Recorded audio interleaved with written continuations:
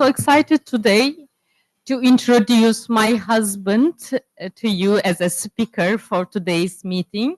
So let me tell about him a little bit. Alpaslan Özerdem is Dean of the Jimmy and Rosalynn Carter School for Peace and Conflict Resolution and Professor of Peace and Conflict Studies. Dr. Özerdem specializes in conflict resolution, peace building, and post-conflict reconstruction with over 25 years of field research experience in Afghanistan, Bosnia-Herzegovina, El Salvador, Indonesia, Kosovo, Lebanon, Liberia, Nepal, Nigeria, Philippines, Sierra Leone, Solomon Islands, Somalia, South Sudan, Sri Lanka, Tajikistan, and Turkey. Dr. Özerdem has published extensively 15 books and numerous journal articles, amongst others, comparing peace processes and Handbook of Peace, Security, and Development. Dr. Özerdem has also initiated and managed advisory and applied research projects for various national and international organizations, such as the United Nations and international NGOs. He is a frequent speaker and workshop leader for events organized by the private sector, higher education institutions, international organizations, and governmental authorities.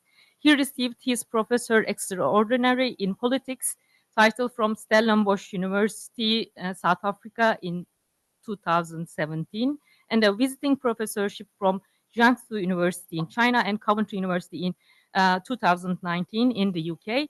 He is also the father of our family, of my son Arda, and our Milo, 2.5 years old, beloved dog, and he is now speaking with you. And thanks very much for that introduction. And I'm glad that my love introduced me and stuck to the script. I just didn't want her to talk about me in the way she knows me. And the official line is, always better, just like talking about the accomplishments. I have a confession to make to start with. I'm not a Rotarian, although I'll be talking about a partnership between my school and Rotary International.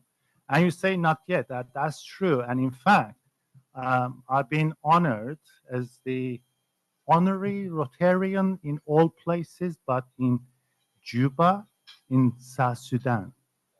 Well, that's another story that for another day, but that was just fantastic. And as I just said, I'm also married to a Rotarian. So I think that qualifies me as a very strong candidate for Rotary, right? Okay, so the reason I'm here is really talk about this exciting partnership that my school, the Carter School for Peace and Conflict Resolution, has been developing over the last few years. And that's kind of the first part. And then I want to talk about why this partnership matters, how the Carter School and Rotarians, Rotary International, can work together. So that's what I thought would be interesting. When it comes to peace work, you really need mavericks. You need people with ambitions, people with determination. And one of these people was David Fishman, one of your members, who unfortunately we lost last year. David contacted me like a few years ago and saying that, oh, Dean Özerdem, you got to work with Rotary. Your school has to work with Rotary. And I was saying, look, Rotary has a very complex and sophisticated peace infrastructure. You have your peace centers, peace fellows, you have so many peace programs. Why would you need the Carter School, as a partner? He said, I'm telling you, we have to work together. And then I discovered, as if I didn't know from my wife, you guys, you Rotarians, are very persistent human beings. If you want to do something, you guys do it. So David kind of chased me up for 6 months, back and forth, emails and everything. And we finally decided that it would be really great actually to explore this partnership and why that would matter for global peace from Arlington to Afghanistan, right? Why two institutions like Rotary and the Carter School should work together. And there are some obvious answers for that. We need to magnify our impact. We can share our expertise, knowledge, and everything, right? We had a year. We gave ourselves a year to plan the whole thing because we didn't want to rush. Rotary is a very complex system. We have many components, and so we really needed to understand how the Carter School can work with you effectively. We organized 3 workshops at our retreat center in Lorton. That picture, I'm sure some of you may recognize some Rotarians there, some people from the Rotary International. And so we had lots of brainstorming discussions. And the reason I'm underlying this whole thing, this partnership hasn't just sort of like decided overnight. We really spent time to understand how those two partners can work together. So it was back in March this year, we signed a 1-year MOU with Rotary International. So it was the John Hiko, the former president of Rotary International, Gordon McKinley, and that was fantastic.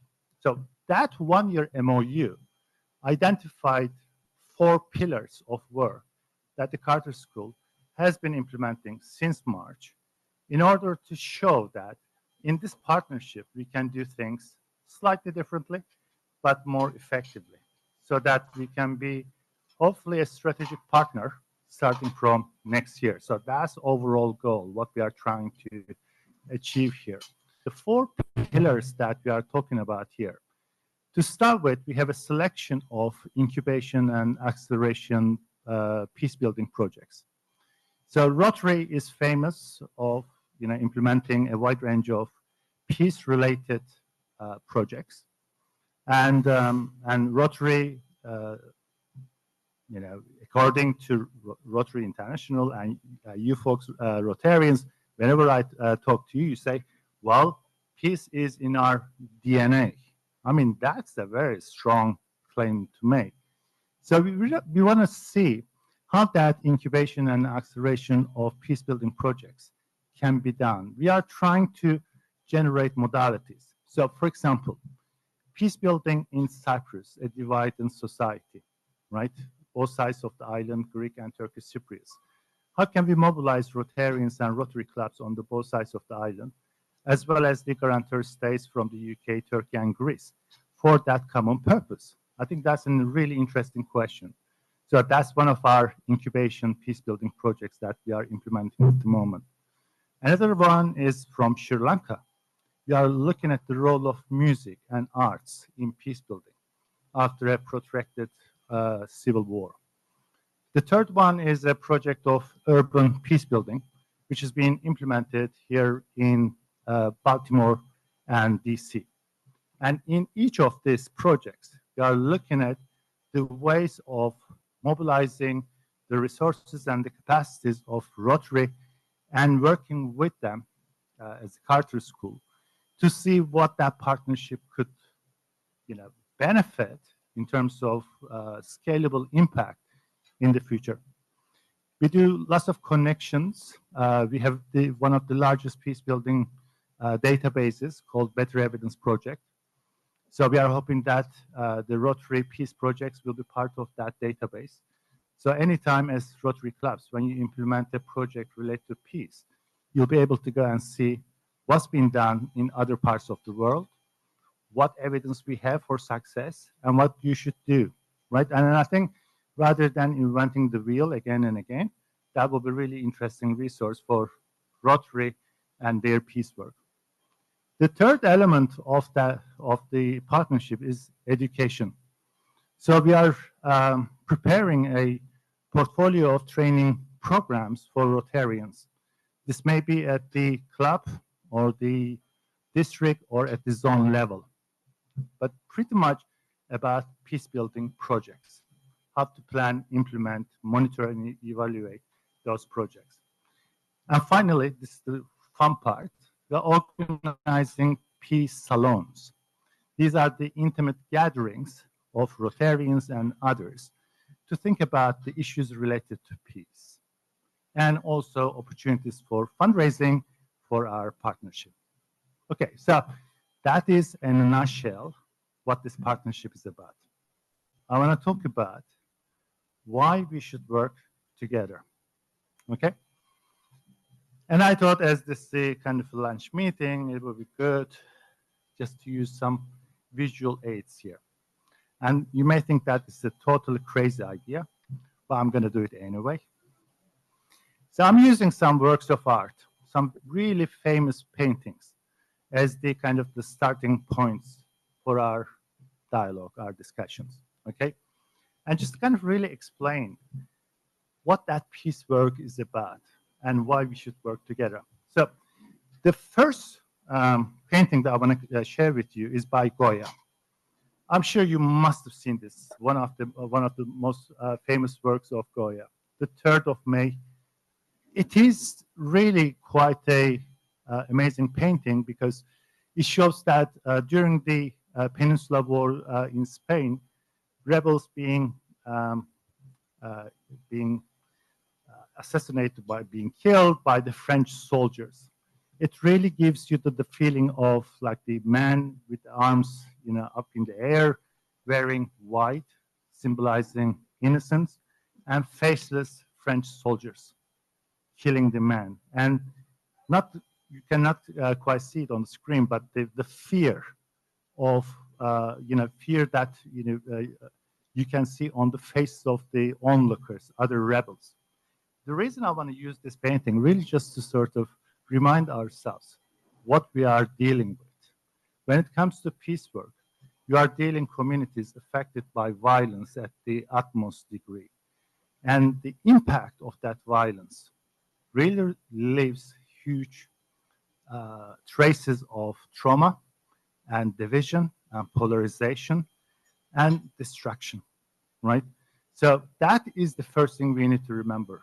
If we are serious about doing peace work, we need to remember that our people, the communities we are dealing with, are often highly traumatized and displaced, and they have huge, socioeconomic and political challenges. Okay, so that's the first one. Now, when we think about violence and the problems that the societies face, don't think that it's only the physical violence. This is a really interesting painting. They call the East Offering the East Offering is riches to Britannia, and that's by Spridone Roma. The reason I've chosen this, it really glorifies colonialism. So Britannia sitting there in this sort of like the female warrior costume, and all the others presenting the riches from India, from Asia, from Africa, right? That experience of colonialism and many other historical experiences in those places leave really deep scars in those societies. So if you really want to kind of be effective in your peace work, you need to understand the root causes of the conflict, root causes of the problem. Because without understanding the impact of colonialism in many parts of the world, I think whatever we do in the name of peace building may be just very superficial. You've got to address some of these deep-rooted causes. And it's really interesting that this painting originally was hanging in the committee room of the East India Company. That was a company the United Kingdom, Britain, was using to colonize India. I don't think the times changed so much. It's now hanged in the Foreign Office of the United Kingdom. So the point I'm making here is that, some of these things may be historical, but the realities, their manifestations, their consequences are very much part of life, right? They don't go away. So we really need to understand them. I'm sure you are quite familiar with this one.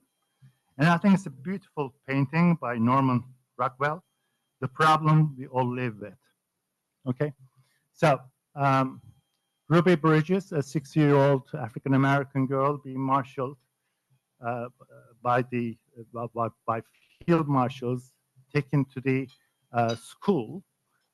This is in 1960 in New Orleans, depicting that moment. That's the times of desecration and really, sort of civil rights period. Again, Ruby in white, the determination on her face. I just want to, I ask you to note that she carries books in her hand, symbolizing the inner power where it's coming from. You can actually see some graffiti on the wall and a thrown tomato, and which really symbolizes the kind of like the racism experienced by Ruby and others at the time, right? So why this painting matters to us and what does that say? Peace doesn't mean anything without justice. Justice is really the underlying foundation of peace. The absence of violence is not peace. You got to have positive peace. And that is a process of transformation. It's about social, economic, and political transformation. And justice plays a very significant role in that. So when we do peace work, we really need to understand how we can make the society more just, right? And I think that painting has a very strong story. Reminds us, like when it comes to conflict resolution and peace building, that needs to be the essence of our work. All right, now let's look at some of the things that I think you folks can do really well as Rotarians. So this painting is called The School of Athens by Raphael.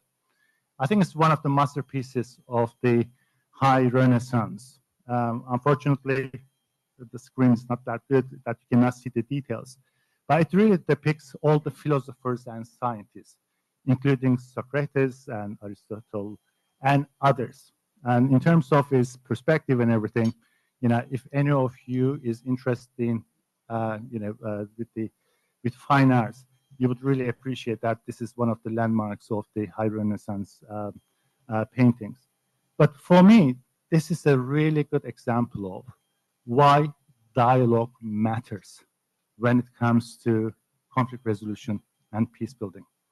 Because ultimately, the whole process really starts by understanding each other better, more effectively. It's a matter of contact. It's a matter of engagement. It's a matter of thinking collectively about the future. And we need to be really deliberate about dialogue and how we initiate that. And I see Rotarians and Rotary clubs really the hotbed of dialogue. You folks come from different backgrounds. You bring all sorts of different expertise. You meet regularly. I've been to your Singapore convention. Thousands of Rotarians from different parts of the world. And what a dialogue that was. I mean, just was incredible, right? So I would urge, Rotary and Rotarians to really utilize that power of dialogue, engaging in contemporary peace and conflict issues. I see you as philosophers. I see you as scientists. I see you as change makers. So in that way, I think in our partnership, we can really hone down some of these capacities and how we can actually get the best out of Rotary's system. So when it comes to conflict resolution, one of the obvious things is about mediation and negotiation, right? So it's about the conflicting parties somehow, engaging in a dialogue and trying to reach some sort of consensus and ideally reaching to some sort of win-win scenario, win-win outcome, okay? So this is by Holbein the Younger. It's called appropriately the ambassadors. So you see two ambassadors, two French ambassadors here. One is to Venice, the other one is to London. And intricately, this is a beautiful painting. I mean, when you look at close up, the fabrics, all the details, what Holbein the Younger managed, it's just beautiful, really great. But I just want to draw your attention to a few details in this painting, which I think is quite important for our discussions. So on the top shelf, you see many scientific equipments there. You see the globe, right? So I think Holbein the Younger is telling us that when it comes to acting as an ambassador, knowledge is everything. And all the means of gathering that knowledge is critical, right? So I think as Rotarians, you sit in a very critical place in society. Because you are a connector, you have knowledge about society in different perspectives and different ways. So I don't think it would be an exaggeration for me to say that you are really ambassadors of peace in different ways. It all depends on how we can actually mobilize you. On the bottom shelf, there's a lute. Detail is that one of the strings is broken, symbolizing that broken relations and what these ambassadors are supposed to do. And there are so many other details there. I mean, those open books, you can actually read what's written in them. I mean, this is a kind of a fantastic painting, right? Study it and really try to understand the role of representation and being an ambassador, why that matters. And I think in this particular area, the Carter School really wants to mobilize your capacities in that particular realm. I really see each one of you as ambassadors of peace and in our important work. This is another really beautiful painting by Jacob Lawrence. It's called The Gathering. I chosen this painting to represent really the importance of grassroots peace building. Peace building work that undertaken by institutions, by actors like yourself, Rotary clubs, and Rotary in general. 34,000 clubs, 1.4 million members. Do you realize what power you have at grassroots levels? I mean, those numbers excite me tremendously. For somebody who's passionate about global peace and the possibility of working with 1.4 million around the world. And to be honest, I didn't know that you had clubs in South Sudan too, which is one of the poorest countries in the world. In Juba, you have 3 Rotary clubs. Would you believe that? So that is the level of infiltration you have globally. And that is such an amazing resource. The reason I've chosen this painting is the colors and the African American community, the marketplace. It really represents the importance of resilience and creativity. And when it comes to peace building, ladies and gentlemen, that's number one thing. Because conflict resolution is finding new solutions for all problems. You've got to be innovative. There's no point of just repeating the same thing again and again. And I think with that, at the community level, grassroots level, that kind of resilience and creativeness really play a significant role. And our partnership, those programs, for example, what we do in Sri Lanka, in Cyprus, in Baltimore, pretty much that, bringing all the stakeholders around the table, get them engaged in the process. I haven't come across any peace building program that could be successful without engaging all the right stakeholders. Especially communities affected by the conflict, directly. All right, the last painting that I want to share with you, and I want to finish with a sort of slightly higher tone and the expectation, and obviously that's why Van Gogh, Starry Night, and I'm a real Van Gogh fan, and his life and what he's done, what he's gone through emotionally, and the ups and downs. lots of like the sort of like challenges, problems. In a way, that reminds me what we do in the peace work.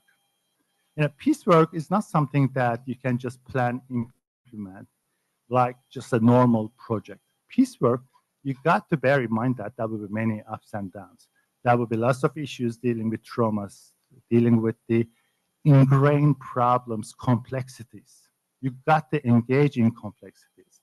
And in this painting, when you look at it first, what you see is not very hopeful, right? It's a little bit like on the foreground, you have this trees, dark and everything. And the shadows kind of about the houses at the background. But then you look up, you see the sky, all these fluffy images to represent that starry night. That's what peace building work is about. Being able to see the light amidst the darkness.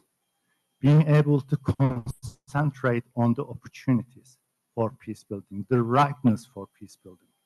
And I think as the Carter School and Rotary, we have many opportunities to magnify our work, our peace building initiatives globally.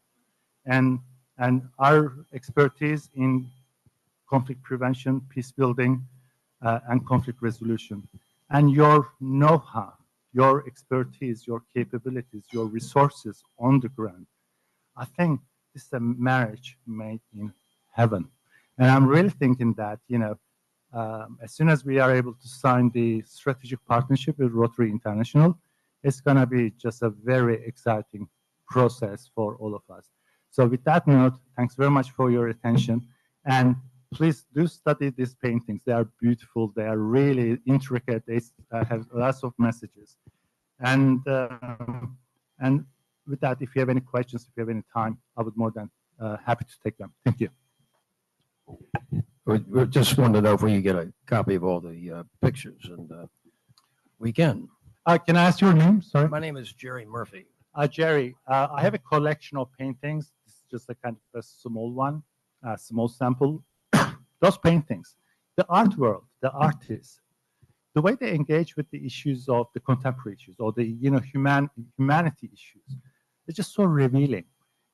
I become quite a fan of studying those paintings from the perspective of peace building. So Jerry, if you do that, I think it's a really exciting journey. You look at the art from a different angle. Well, that's wonderful. I'll share it with my wife. Well, from time to time. I think. Thank you for your talk, and I really enjoy your use of art to generate peaceful discussions. I was wondering if the Carter School had ever directed their art discussion to the things that turn art away. For example, propaganda art, or for example, the fatwa versus the gentleman who wrote these satanic verses, or the killing of the cartoonists at Charlie Hebdo, and how certain cultures or certain religions actually do not allow art to portray and lead to the discourse, the positive discourse. I was wondering if the Carter School actually worked towards reformation in that department. When it comes to the interface of arts and peace, as you pointed out, because it's such an important tool with a strong message, it scares some people, some points of view, and because it really tells a story so perfectly, right? And at the Carter School, our primary focus is really finding effective ways of using arts in conflict prevention and peace building. So we have for example, online program which is open to everybody, to public, to really have a better appreciation of how arts can be such an effective means for peace building. And we just organized a peace concert with our students from Korea, for example. They were reciting poems, and they were They were playing music, but then in the intervals, with the reflections from the feelings of the art, they were engaging in dialogue. So in those countries Ayça mentioned, as a practitioner and scholar, I come across many programs. For example, healing trauma experienced by children. Arts can be so effective. But more precise to your point, the killing of artists, the killing of art, the killing of the distraction of what is created by these people, unfortunately, is a reality of humanity. Like many other realities we have, some people destroy arts, and there are some countries and some people kill children, bomb them from 40,000 feet, right? So we need to accept that, when it comes to the humanity, we are not perfect, far from perfect. And especially what's been happening in different parts of the world right now, the way the civilians are being killed, I think there is so much to answer there. So I do hope that in such environments, we'll be able to use arts as a means of peace building, after the day after, once those conflicts come to an end.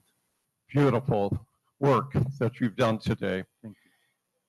I want to congratulate you in your role working with the 39th President of the United States, James Earl Carter and Rosalynn Carter. And I really appreciate that, because we are so proud of our name, Jimmy and Rosalynn Carter. They are our source of inspiration and what they've done for humanity for over 4 decades. Unfortunately, we obviously lost Rosalynn last year, but celebrating Jimmy Carter's birthday on 1st of October was quite a treat. And to celebrate it, as much as possible, my university has given him an honorary doctorate. So he's now Dr. Jimmy Carter.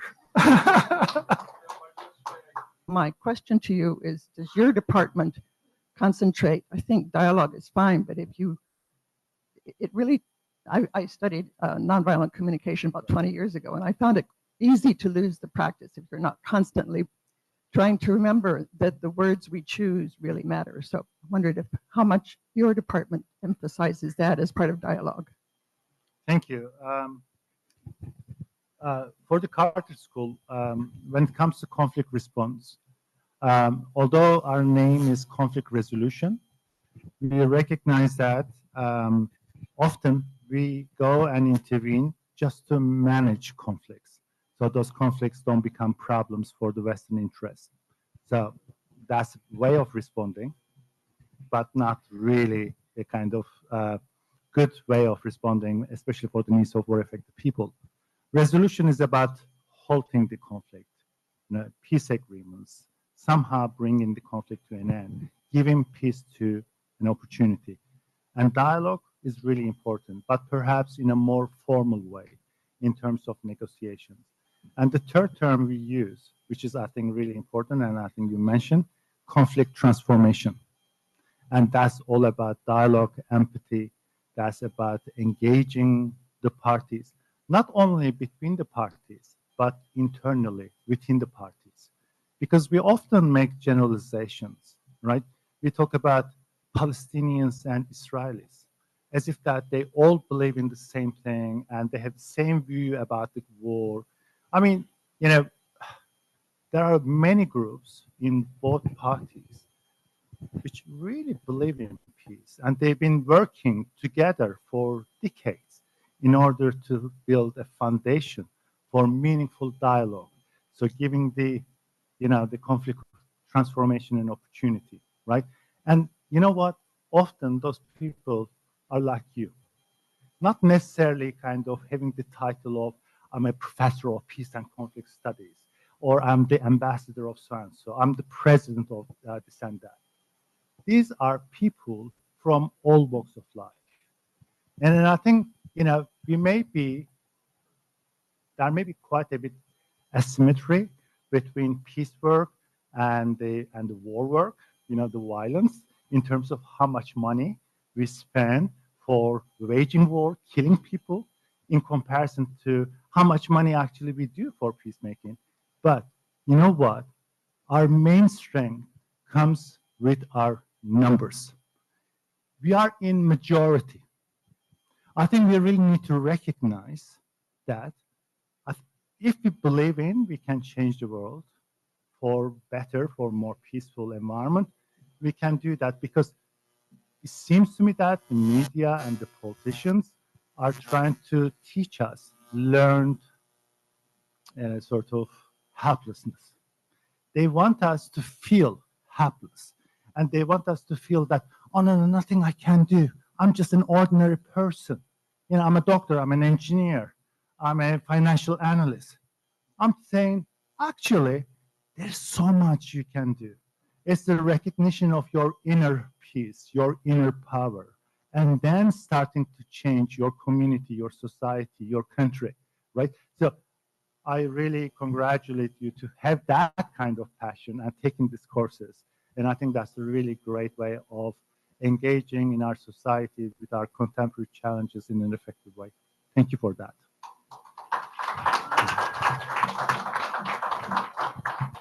So a tree will be planted in your name. You will receive GPS coordinates for it. Okay. You can go and sit under a tree and have lunch one day. Well, thank you for my tree. Much appreciated. Thank you.